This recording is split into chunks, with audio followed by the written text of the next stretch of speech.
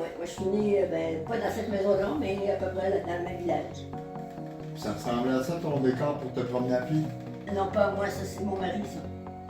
Ça, c'est mon mari qui est né, là, mon mari est né dans C'est genre le un Vlad, mais tout rapetissé un peu. Ben oui, Comme une carte, là. C'est ça, c'est toute la famille, c'est ça.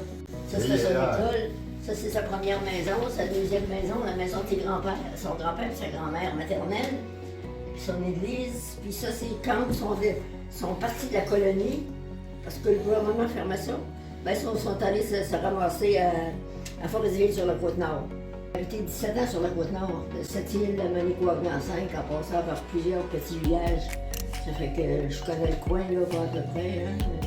Voilà encore de la parenté, même à Forestville. À Bécomo aussi. C'est tout avec des photos des maisons. Moi, c'était un petit Marco, un musicien, un Marco de Forestville qui était venu jouer à Saint-Hyacinthe. Il joue de la musique. C'est très apprécié. Quand je raconte l'histoire, ça prend une vingtaine de minutes. Là. Puis en plus, les gens posent des questions. Et la question, c'était combien d'heures d'ouvrage dans ce fresque-là? J'ai pas compté les heures, mais ça m'a pris 4 mois et demi. 4 mois et demi? Oui, parce que moi, je fais pas vraiment de croquis. J'ai fait les croquis des maisons parce que je voulais vraiment qu'elles soient identiques à celles qui ont existé et qui existent encore quelques-unes. Mais tout le reste, j'ai tout composé en peignant, en créant. Et les personnages que vous avez mis dessus, est-ce que c'est des personnages? Oui, les personnages, c'est la grand-mère de mon mari. C'est la grand-mère de votre mari, ça? Oui, ça c'est mon mari, ici. Et puis ça, c'est mes beaux-parents. Ça, c'est les deux derniers. Il y avait 2 enfants, alors ça, c'est les 2 derniers. Les 2 derniers enfants. Et ça, c'est ma mère ici qui s'en va mettre son pain dans son four, parce qu'on avait un four à pain chez nous, ici.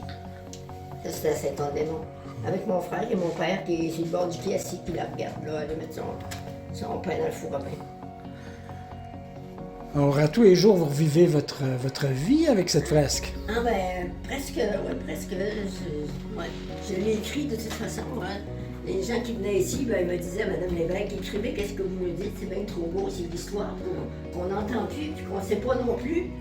Ça fait qu'à force de me le faire dire, ben, j'ai écrit un livre qui s'appelle D'histoire en histoire et du passé au présent. Et qui a été vendu. Puis la commission scolaire française de l'Ontario, ils en ont acheté plusieurs pour donner des cours d'histoire aux petits Français. Donc, la fresque se retrouve dans le livre. Ah oui, bien, oui. Ben, ça a fait le tour du monde, la fresque. Ah, c'est ça. Ça fait que, actuellement, là, il y a un film, un court documentaire qui est en promenade un peu partout dans le monde. Et puis il a gagné déjà 3 prix. Et puis l'année prochaine, ils vont passer dans le concours, ça s'appelle le concours Iris. C'est le plus grand concours du Québec. Puis, supposément qu'il serait le premier sur la liste.